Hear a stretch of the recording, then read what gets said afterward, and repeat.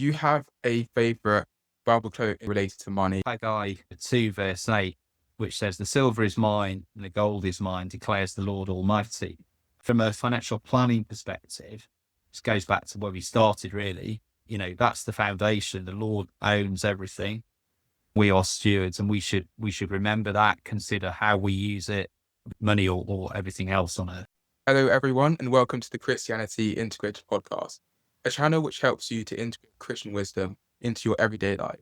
And today we're joined by Dave Chamberlain, a chartered financial planner at Better Future Financial Planning. He's going to be talking more about his experience with faith-based financial planning. Hi, Dave, and welcome to the podcast. How are you? Good, thank you. Yeah, very good. Thank you. Yeah, so I just wanted to start off talking about your general career journey and how you became a financial planner. Yeah.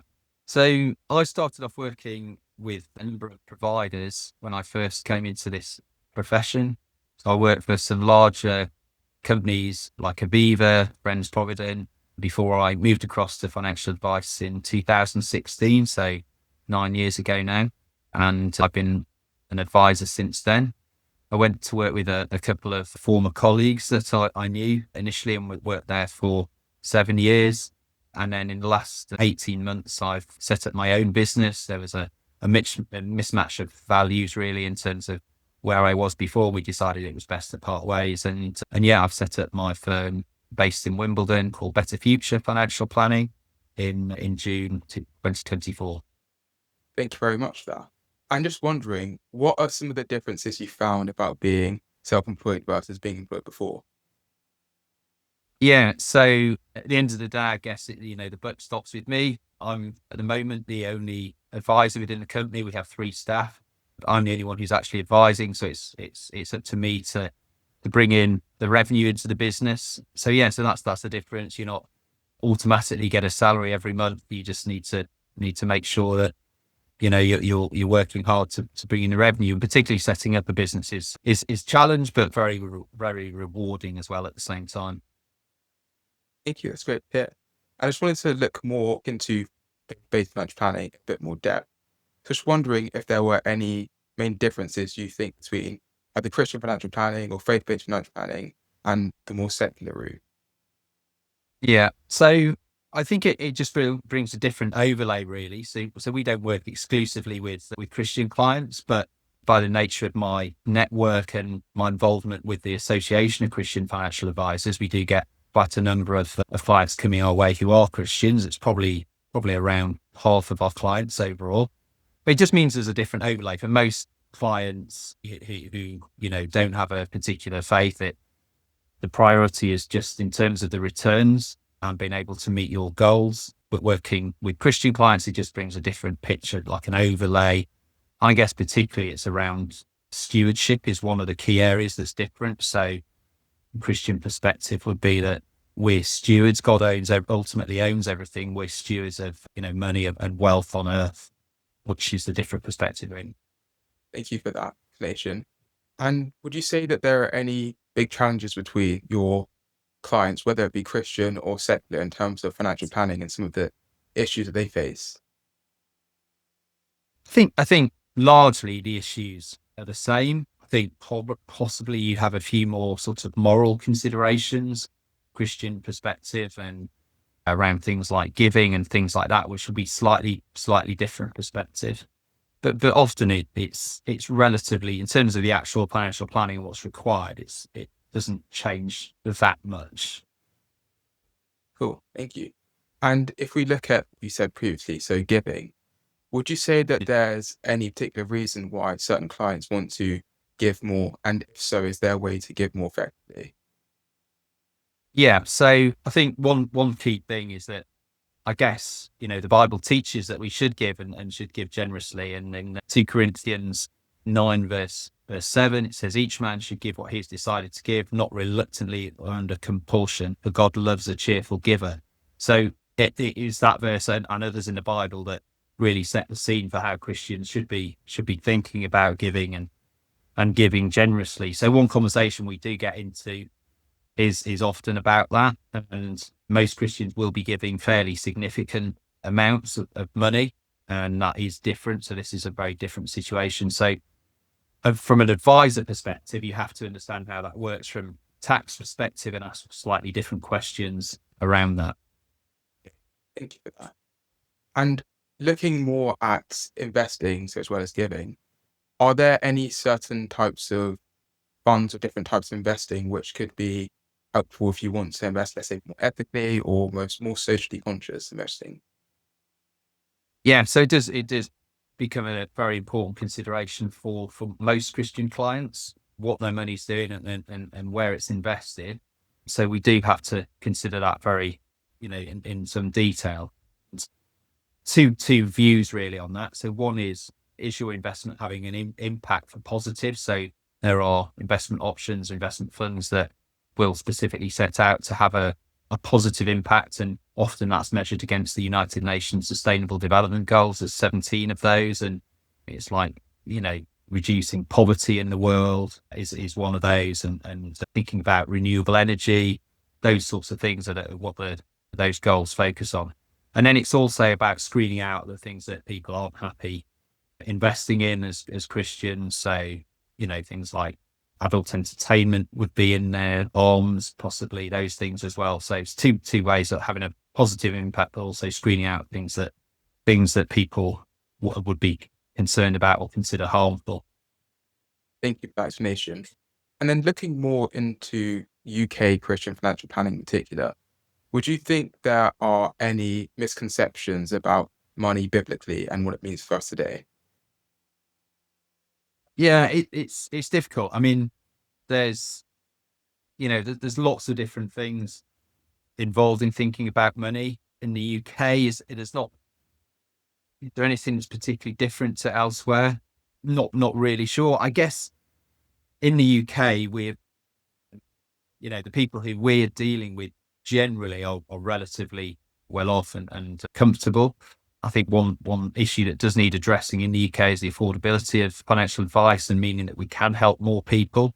As a Christian advisor, I do give time to, or always will give time to people who contact us, even if they're not the right fit for us. As a client, I will always give them an hour of my time to try and help, point them in the right direction, how they can, find a way through whatever situation they're in, which can sometimes be financial difficulty, can sometimes be just, they're just starting out and want to start investing or something like that. Do you think there are any other ways to potentially help people who haven't got as much money as maybe some potential clients? Yeah, so we can help point people on the start of a journey just by, like a short conversation. Say these are the things that you should be thinking about, and then people can go off themselves. I mean, sometimes we get people in touch with us as well who are having debt difficulty, and there's other organisations like Christians Against Poverty and Step Change, who can specialise in helping people in very difficult financial situations with debt and deal with those, and they are having a really good effect in those situations. I think that's really useful next steps. And then looking more specifically at, let's say, retirement, do you think that there are any kind of different approaches to retirement from a Christian perspective? If, let's say, retirement should be used a different way, or any nuances in that? Yeah, so I think what I see with clients is that often one of the key things they want to do in retirement is to give time to charities, to Christian organisations, and use a portion of their time in retirement, as well as still continue to give money, but giving a portion of their time to, to mission, I guess, in some way or another, but either in the church or other external charities or Christian organisation. Okay, cool. Thank you for that. That's definitely quite helpful. And then are there any kind of very simple ways to reduce inheritance tax, for example, in terms of an estate planning perspective? Yeah, so inheritance tax and estate planning is an interesting one from a Christian perspective, because I deal with some people who say, I don't mind paying the tax. I think I should contribute. And to a certain extent, it is a matter of choice how much you contribute and tax with inheritance tax. Simple ways people can address things is giving. That's a very common one, that people passing wealth down a generation. So younger people now haven't got some of the benefits that older people had. in retirement provision, for example, say that the days of defined benefit guaranteed pension schemes are largely gone for most people. So giving is one thing that we see, very, very commonly. Looking at protection, because it's something that's not really spoken about as much, do you mind explaining what that is and how it could be helpful? Yeah. So protection is really about ensuring yourself and your family against death or serious illness, basically. So making sure that, if you've got one of the family or both parents earning, then it would, and they've got children particularly, then it would put them in financial difficulty if you lose one of their incomes or one of them gets seriously ill and can't work.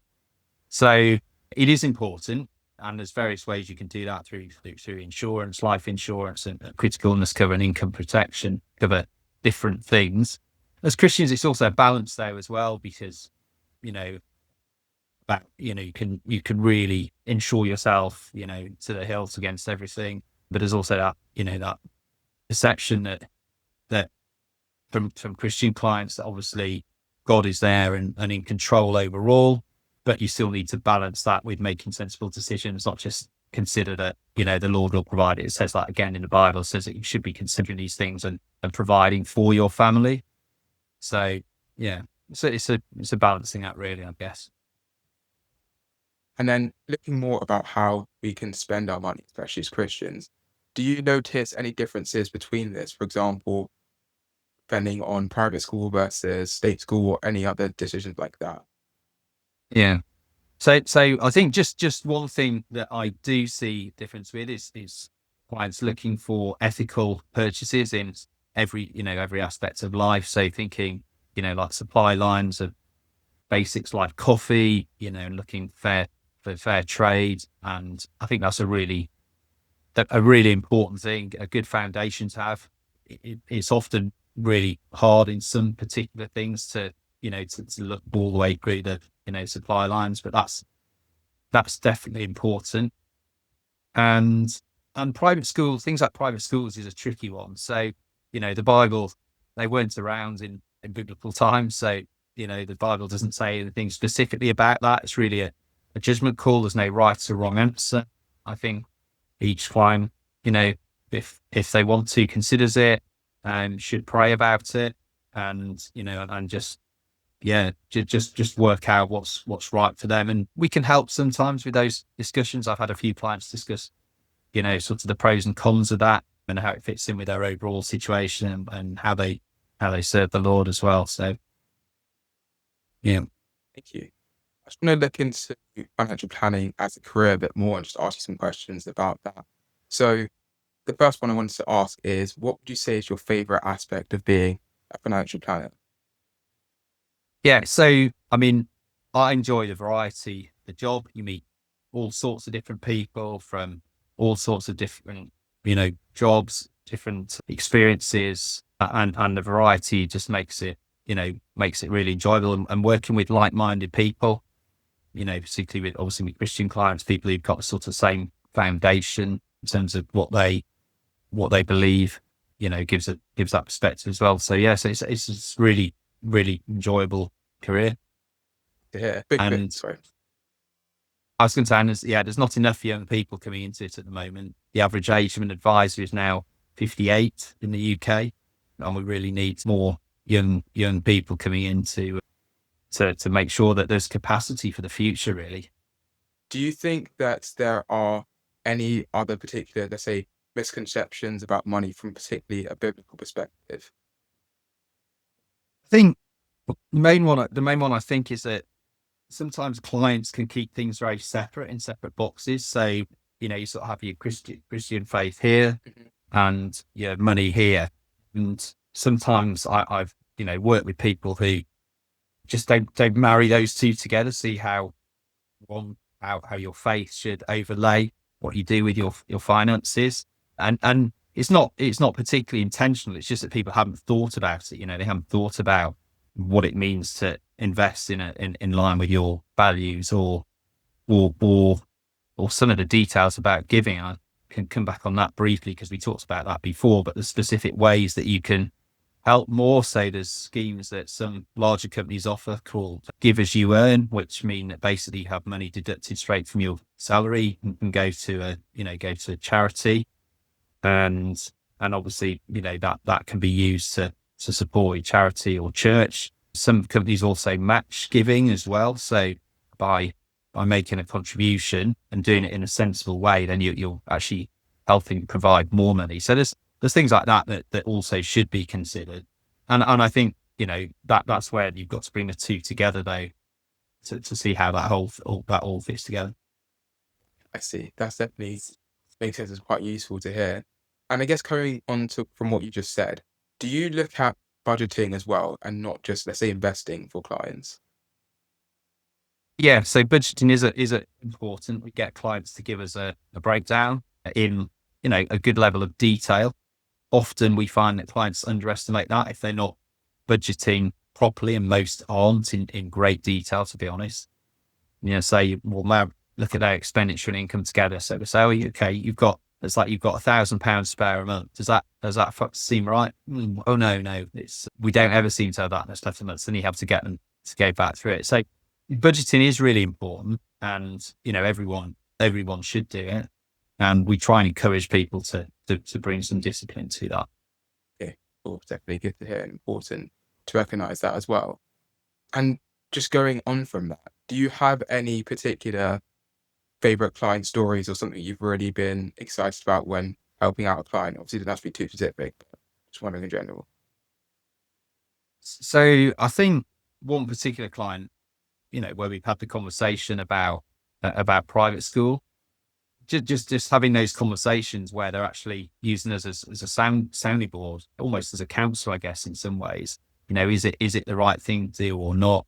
I enjoy those conversations. They challenge me as well to my own thinking, my own life.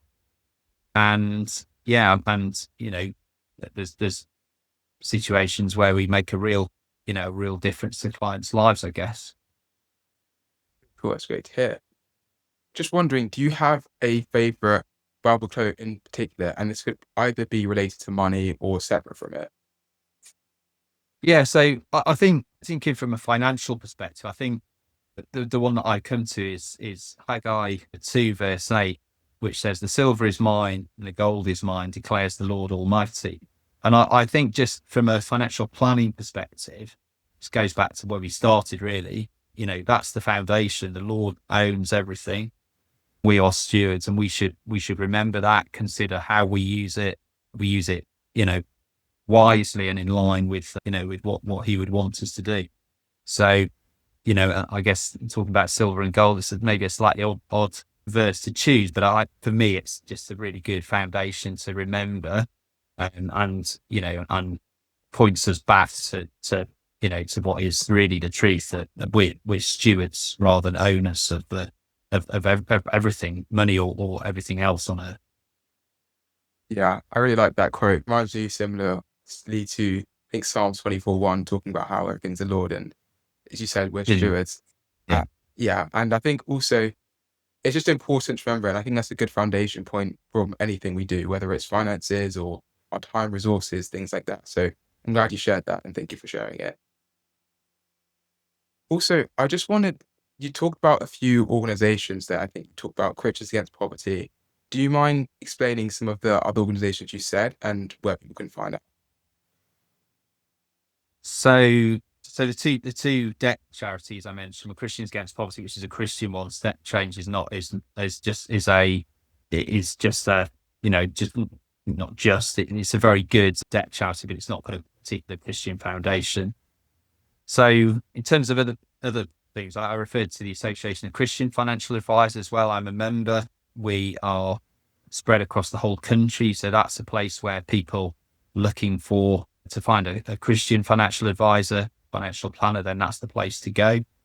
And there's a whole range of really helpful materials on there as well that you can get through one of the advisors. There's a range of books that cover areas of finance from a Christian perspective, and just some really helpful material. Also, the biblical principles of financial planning. There's a document that's on there as well, which covers all the key areas that Christians should be thinking about from from a money and finance perspective. Thank you. Yeah, those are very helpful links. I'm sure the audience will find it useful. And finally, do you have one piece of advice you'd give to someone who, let's say, is struggling with money or struggling it from a biblical perspective? Yeah, I mean, I would just say talk to people. People don't generally like talking about money very much anyway. And sometimes the more difficult financial circumstances people are in, they don't want to share, don't want to talk about it. So yeah, I would just say really important, talk to people, talk to friends, talk to your vicar or pastor. There are people in certainly Christian communities around who want to help people, and they will also know organizations that can help with specific things as well. So And I said finally, but one more apart from that. Just wondering if people want to find out more about what you do or better future financial planning, how could they access that?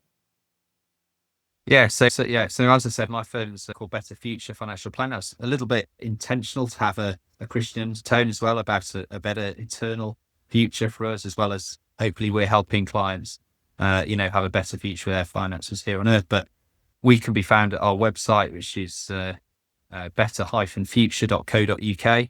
And yeah, you can look us up there. And also, as I said, it's worth looking up as well the Association of Christian Financial Advisors, who also cover the whole of the UK.